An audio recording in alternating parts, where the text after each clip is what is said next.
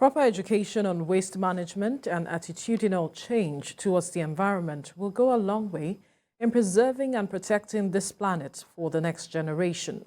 This formed part of discussions at an interactive session in commemoration of the International Day for Climate Action. Esther Mokwariola has details. In the past few weeks, several communities across Nigeria have been completely submerged.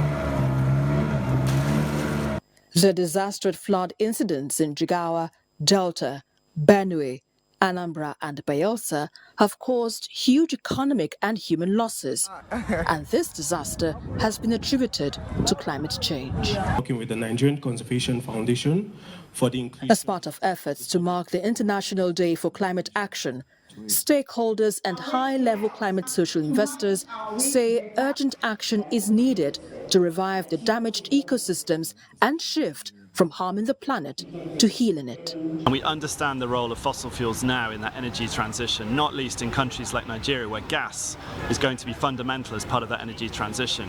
The key thing, though, is that it is a transition. We must be moving towards renewable energy, which we are in the UK, with a solid net zero commitment, and indeed with real and tangible targets to produce renewable energy, not least wind energy, to make that real. The issues around climate change are issues of life and death. If they are not dealt with, a lot of people are going to be pushed into extreme poverty because of issues around flooding. We have issues around drought. We have issues around desertification. Whole communities are having to move just because of the issues around climate change and climate action.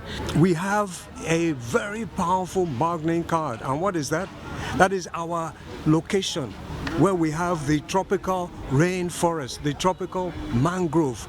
Both of these biomes are fantastic for absorbing the CO2 that's causing the climate change. With a global net zero target to cut down carbon emissions by 2050, there are perceived efforts towards prioritizing a sustainable green recovery, particularly in African countries most vulnerable to the effects of climate change.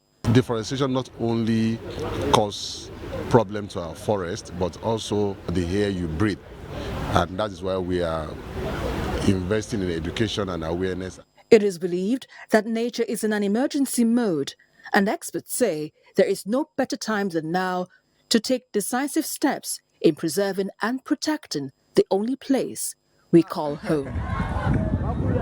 Esther Mokwariola, TVC News, Lagos.